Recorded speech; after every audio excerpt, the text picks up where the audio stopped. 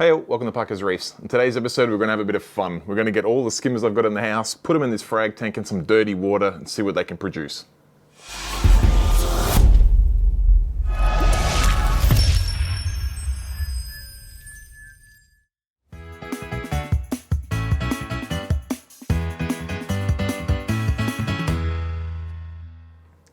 Alright, so a week or a little bit over a week ago I got these two Cove skimmers and I did an unboxing to compare the Cove i250 and the Cove i250 Pro. And full disclosure, that was just an unboxing. I didn't even turn these things on or put them in water, but that obviously leads the question to, whilst comparing them and seeing what the difference between the Pro and the non-Pro was, we've got to get them in some water and test them out. And I have this frag tank sitting here and I figured the best way to test these skimmers was to test them simultaneously because otherwise it's a dynamic environment. You put a skimmer in for a while, you get some sort of results, you take that one out, you put another skimmer in, things can change during that time. So I figured if I'm going to set up a tank and put some dirty water in there, this is water that's come out of my auto water change system, so it's passed through 4 of my reef tanks already and was destined for the drain, but I've captured it and put it into this tank. I've also popped a couple of cups of skimmate. When I say cups, I don't mean like your drinking cup, I mean like a skimmer cup full of skimmate that I've whacked in here. So we've got some pretty rancid water. Now, to put these two Cove skimmers through their paces, we've got the 250 non-Pro, we've got the 250 Pro, we've got my original Waveline RLSS. Now I believe this is the i10 model. This is the skimmer that I've ran for the last 7 years on my main display, and I used to think this thing was huge. It looks pretty small compared to the two Coves, but whilst they had a slightly checkered history in Australia, a lot of these skimmers had a lot of trouble electronically here in Australia due to our power supplies, and a few grey imports which were even worse again, gave them a really bad rep. This skimmer's been absolutely incredible for me over the last 7 years. Yeah, I absolutely treat my skimmers with no respect whatsoever. This one, as you can see, has a neck cleaner fitted to it. I had the drain hard plumbed, so actually I've got to be careful because I haven't actually plugged that there. The drain was plumbed to my house drain with a neck cleaner on. I kept the neck clean, it kept the cup empty. I never actually touched it. I'd give this skimmer a clean maybe once a year, maybe even more, once every 18 months. And this thing just kept on producing. I did go through a couple of power supplies in that 7 years, but everything else continues to work. So full kudos to Waveline despite their bad history. This thing's been an absolute beast. Now, during that time, I did actually try to upgrade to a Royal exclusive skimmer, and it didn't work out the best for me. Now, I know I've had some of my viewers online talk about that they'd love to see a Royal exclusive in this mix.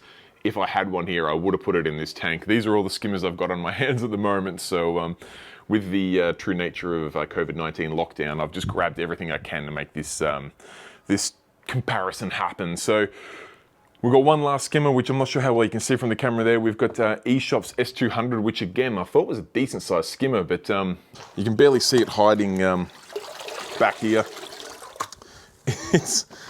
It looks a pretty big skimmer on its own accord, but once you put it in between these units, it looks pretty small. And in fairness to it, it is a much more budget option than these other options here.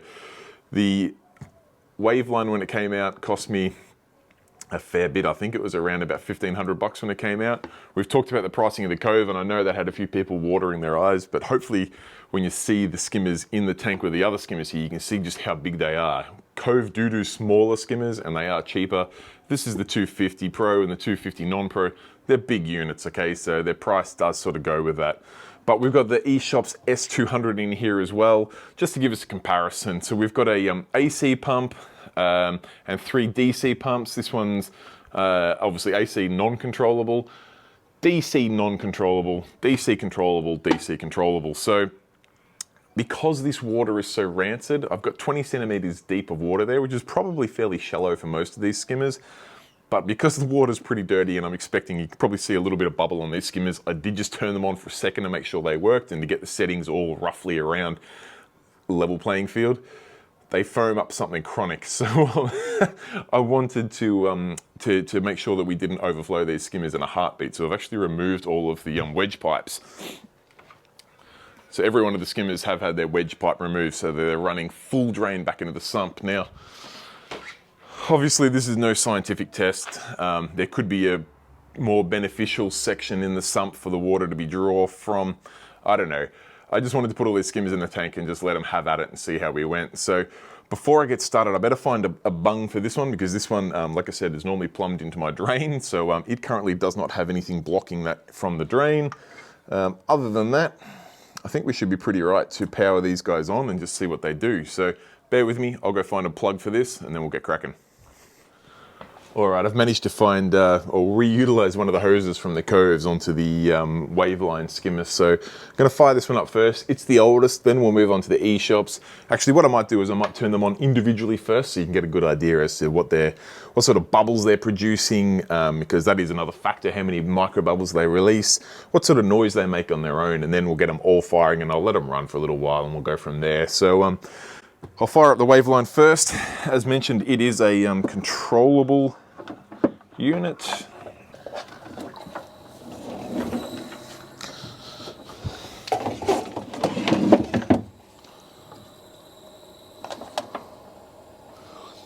3, 4, 5, 6. All right, so that's the Waveline now. Now, pretty much the only thing you can hear from this unit is the air draw, which I'll hold that near the microphone. You can hear the air pretty well there. If I turn the air off, the pump makes next to no noise whatsoever. Now, the reason why I've had to put a tap here instead of the silencer is I removed the silencer a long time ago and actually fitted up a CO2 scrubber. So just for this test purpose, I've put the tap on there just so I can control it a little bit better. But you can see this skimmer produces pretty nice bubbles. We're only on step 4 of 6 there. If I turn it up one more step, we get a pretty nice little foam. You can see quite quickly there that's starting to produce some really dirty foam, nice fine bubbles, but it is releasing quite a fair bit of micro bubble. Again, we've got no wedge pipe connected whatsoever. I'm going to turn this unit off and we'll move on to the next one. But I know sound is somewhat subjective through a microphone, but this skimmer is very quiet, particularly for its age and also how dirty it is. Let's fire him off and crack on to the eShopps.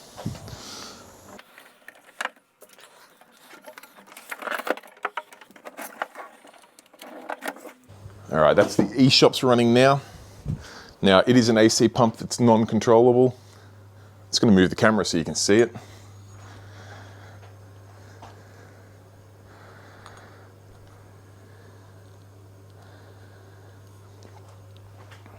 Okay, so that's the eShopps running now. Now, as you can see, I've got the wedge pipe removed. It's only got one speed, so I can't actually turn the pump down. And in this height of water, it's bubbling over quite quickly, which I guess could be an issue. You'd have to raise this unit up a little bit. Once you raise it up, it produces a huge number of bubbles. Oh, that could have been because we were drawing air in, perhaps. But it's quiet, doesn't make a lot of noise. It does produce quite a few micro bubbles. The only real downside here is that the wedge pipe removed still isn't enough. We're still overflowing, which is a bit of a problem, but it really holds its own for its size and cost. All right, next up is the Cove 250 Non-Pro. We'll fire this up again. This is not controllable, so I've got the wedge pipe removed. I'll just release the, I'll turn it on. We've released the wedge pipe, we'll let it go.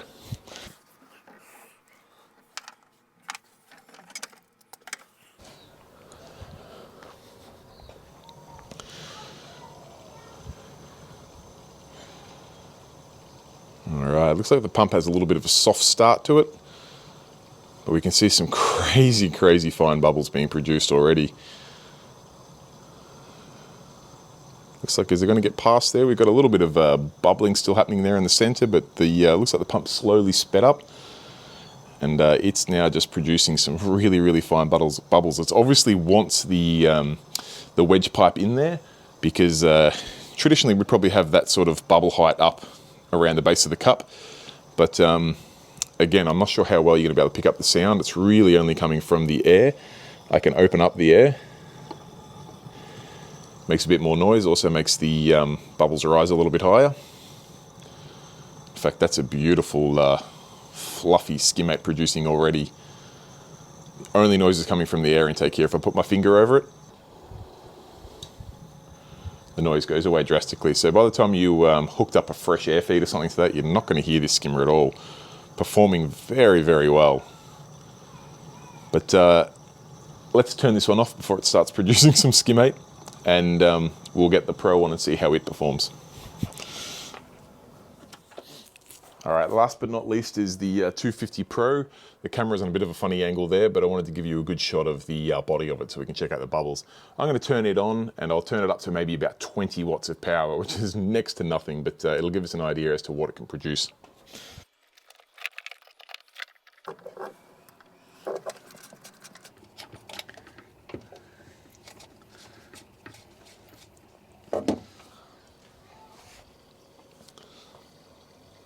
All right, we're on 20 watts of power now. You can see it still has a bit of a slow start, much like the non-Pro. You see the bubbles slowly starting to develop there. I'll just open up the air valve a little bit more.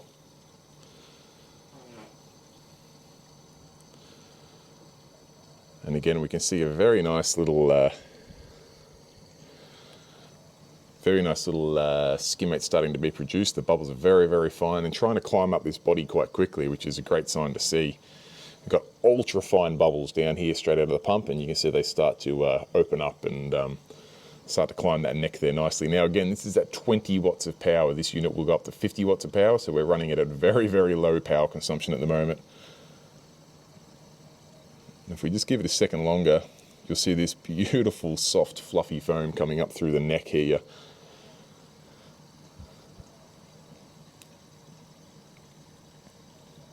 And of course, like I said, we're less than half power there. We can wind that up, but obviously I don't want to flood the cups of these things in 5 minutes, so I want to get a little bit longer out of them. So before I turn them all on, I might find something that I can raise the S200 up with, because of its adjustability or lack thereof, I'm a little bit worried that we're going to flood the cup quite quickly. So I might find something to sit that on, and then we'll let these skimmers all run for a good hour or so and see what they produce.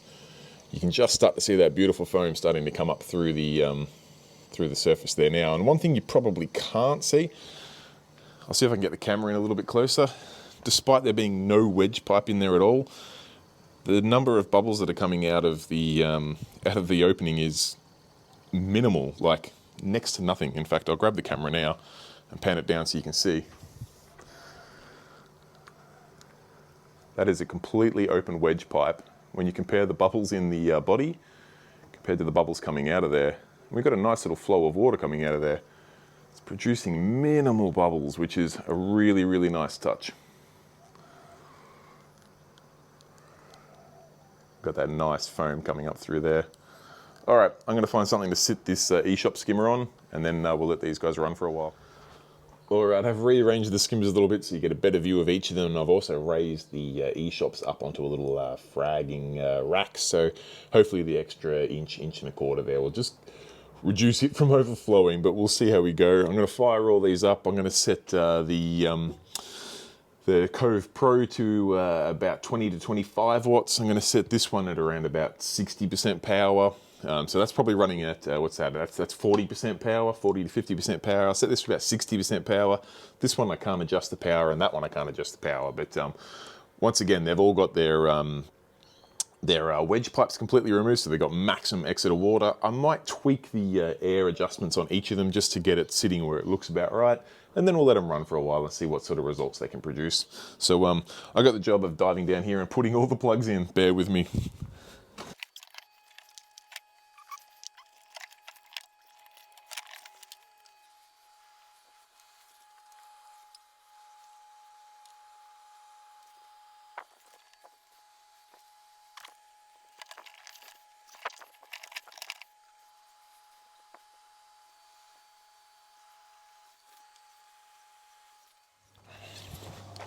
All right, I've got all of these skimmers on and running in about as equal a position I can get.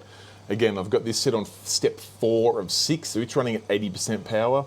I've got this running at 25 watts, so it's running at 50% power. These two I cannot adjust the power. If anything, I'd probably like to turn the power up on the 250 a little. but I don't have the ability, so that's fine. I mean, again, the wedge pipe is removed, so typically you just restrict that outlet a little bit and it would come up, but we'll let it run and see how it goes. And likewise with the eShopps, I'd love to turn the power down just a touch, because even on that frag rack, you can see we've got quite a full cap there. In fact, what I might do with the eShopps, we'll see, we'll leave it go for a while, but it's probably going to fill the cup pretty quickly, but we'll see how it goes.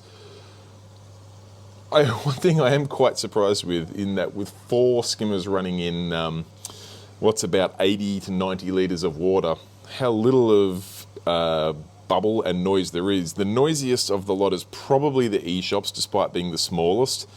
Again, probably realistically reflected in its price point. It is by far the cheapest skimmer here, so that's completely understandable. And it's also had a pretty tough time. It's lived under a metal halide in my frag tank for most of that time.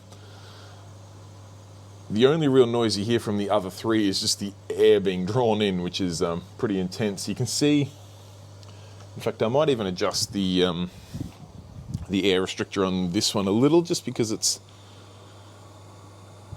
being a little inconsistent in its height. The water level is sitting quite low, and then all of a sudden we get a big gush, and maybe that's the difference there, is that we get a little bit of inconsistency with the Waveline. Again, it is a 7-year-old skimmer. You can see the 250 Pro, the bubble level staying right there, and it's just slowly pushing some up. The 250 Pro, sorry, that was the 250 non-Pro. The 250 Pro over here has just got this thick foam sitting, oh, here we go, right there in the neck, which looks like it is going to overflow at any sort of stage. So I might go have a coffee, let these guys run for a while, and I might pop it on time lapse so you guys can keep an eye as to how things go, and we'll see how it runs. Just a quick reminder while these are running that we're not really doing a comparison or a test to see what's going to produce more skimmate, because obviously I can adjust with the wedge pipes in any one of these skimmers and I can fill the cup in a matter of seconds. It's more just to see, really to get a look at the quality of the foam and the bubbles in there. And you get a pretty good comparison there. We can see the 250 Pro over there has got some pretty nice froth going on. The Waveline's got a nice amount of froth all the way through the neck here, doing quite a good job. The non-Pro's got very similar sort of webbing of mesh in there, and the eShopps S200, it's got some slightly larger bubbles. I mean, it's probably running a little bit wet, in fairness. We probably need to raise it up a little bit more. So the foam's a little bit cleaner in there, not quite as protein filled, but it's doing a great job considering its price. If we have a look at the 250 Pro here, we can see this, trying to get a good spot for the light there, this darker coloured foam just sitting right there in the neck waiting to be pushed over. So it's performing fairly flawlessly. And again, like I mentioned, if we check down, look at the lack of bubbles coming out of 250 non-Pro there. The eShopps is putting a little bit of bubble out. 250 Pro, there's barely a bubble at all coming out of that. And if we scoot over to the outlet of the Waveline,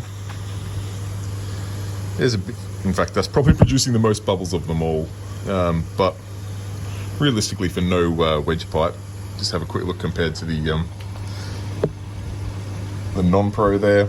Sorry, the 250 Pro to the Waveline. We've got a fair bit of bubble coming out of there, but it's still really not that bad.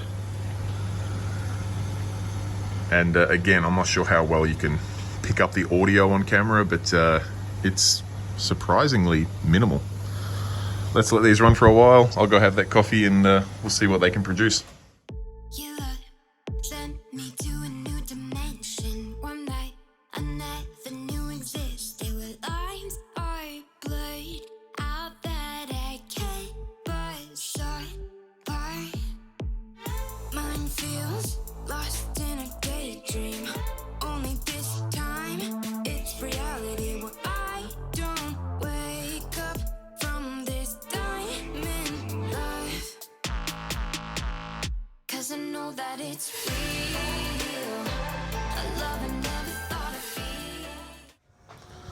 All right, I've let these skimmers run for an hour and 45 minutes now, and about half an hour in, I came and put the adjustable water level height, the wedge pipe in each one of them, and it seems like they started to experience a little bit of skimmer fatigue almost with 4 big skimmers running in 90 litres of water, whilst they were really foaming there at the start, even without the wedge pipes in, they soon seemed to settle down a little bit, and I figured I may as well turn them all up fairly evenly and see what we could produce. Now, again, it's not about how much skimmer they produce, but it's really about the consistency of the bubble and how fine the bubble is. And we'll go through each one of them individually and go from there. We'll start off with the oldest, the Waveline, the RLSS. Now, I have to say, this unit, it produces a really nice bubble. There's no doubt about that, and it has actually produced a decent amount of skimmate there. One thing I did notice, and you might be able to see it on the time lapse when it ran for 1:45, every now and then I'd stick my head out and have a bit of a look. There's a little bit of inconsistency. Seemed like every now and then it would really drop the water level in there and then it'd pick it back up again. But as we stand right now, it's got quite a nice distribution in there, really fine bubbles coming up the neck, and we see a nice little foam coming over the top. So, I mean, all in all, I'd be pretty happy with the performance of that unit, considering it is not brand new. It was cleaned, but it's 7 years old, it's had a hard life, and it's still producing really well. It does spit a few micro bubbles out though, so maybe the design and the newer models has evolved a little bit more, but if you're running it in a sump with decent baffles, that's probably not going to be an issue. So the Waveline has performed pretty well for such an age of a skimmer. Next up was the eShopps. Now, this unit, like I said, I don't want to be too harsh on it because it is the cheapest and the smallest of all the skimmers here. This one was the one that varied the most. As soon as those skimmers settled in, I went from having this one almost overflowing to having to adjust the wedge pipe, or in this one it's actually a blocking plate, right down, and you can see the foam, whilst the bubbles aren't bad, the bubbles are a bit larger than they are on the other units, and it's sitting a fair bit lower. I mean, I'm surprised at how much I've had to adjust that to try and get it to keep up. Now, like I said, we're probably stripping the protein out. Whilst there's not a lot of actual fluid in the cups of the skimmers here, we're talking a very small volume of water for all of these skimmers to be running, and it feels like this one's it's struggling to pull anything out now. So the eShopps expectedly probably came in 4th. Not that we're really ranking these, but it did sort of show the difference between a cheaper skimmer and a much more expensive skimmer. So it's still going to do the job, don't get me wrong, but we can see some of the differences there. Whereas when we move on to the 250 Non-Pro and the 250 Pro, I'm actually quite surprised to see, because the 250 Non-Pro, it started off a long way below the 250 Pro. It wasn't producing the same sort of foam and bubble that the 250 Pro was, whereas at the moment, as soon as I put the wedge pipe in there and dialed it in, the foam through here is just delicious. I'm sure it's not delicious. I'm sure it's quite salty and probably a bit fish pooey, but the bubbles are so fine that you can almost not see the bubbles, and we've got some great foam coming up its way over the cup. We've even got a little bit of dark skimmate coming through. The 250 Non-Pro has performed absolutely beautifully. Remembering that this one is not one that we can adjust the speed of the pump. It's set at one speed. It is a DC pump though, but it is non-controllable DC pump. And I'd have to say that has surprised me the most. It's performed absolutely beautifully. So very, very impressed with the 250 Non-Pro. And then last but not least, we have the 250 Pro. Now, this is the one that looked like it was producing the best results at the start of the test. It was really nice, fine bubbles, and whilst they've all gone through a little bit of inconsistency, whilst my dog has a little bit of a sneeze. All right, I think my dog stopped doing that weird reverse sneeze that they do. Yep, she stopped. So whilst they've all had a little bit of inconsistency at times throughout that hour and a half, the 250 Pro started off with the best bubble of them all. Very, very fine. It is currently a little bit inconsistent now. It has dropped a little bit, and that could depend on the placement of the inlet, or who knows what it is. That being said, you can see the amount of gunk that's actually formed up in the neck. It's scattered all the way around it. It has done its job. It's picked up the proteins and it's starting to push them up into the cup. Whilst we don't have a lot of fluid in the cup just yet, the color of the foam up here in the neck is the darkest of all the skimmers. Even though the 250 Non-Pro, it's got a little bit of dark fluid in the cup, the foam in the neck itself is still very nice and white, whereas the foam in the neck of this one is quite dark, and that's probably because at the moment the actual water level is sitting a little bit lower, so you've just got the filthiness sitting up in the neck. But I'm confident that the 250 Pro is going to perform just as well as the 250 Non-Pro, if not better, with the ability to turn the power up a lot more than it currently is. But I am interested to see that the difference between the two is fairly minimal. And in fact, if you were looking to save a few bucks, I think it's about $700 to $750 difference. I'd absolutely be leaning towards the non-pro. It's going to be easier to tune because you don't have to adjust the speed of the pump, and it's absolutely producing fantastic results. But that's just my opinion. I'm absolutely by no means, no stretch of the imagination, a protein skimmer expert. This is just my old frag tank with some dirty salt water in it, with 4 skimmers that I had around the house running in it. And that's the observation I've got. I'll get the camera so you guys can have a close look at some of the bubbles and some of the froth and things that these skimmers have produced. I'll let you make your own opinion, but like always, if you've got any questions or any feedback, any suggestions, pop it in the comments section down below this video.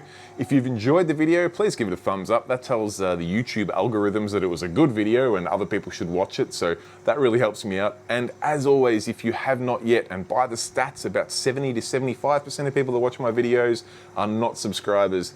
It costs you nothing, guys. If you could click on the subscribe button down in that corner, that really goes a long way to helping me out. So I'd highly appreciate it.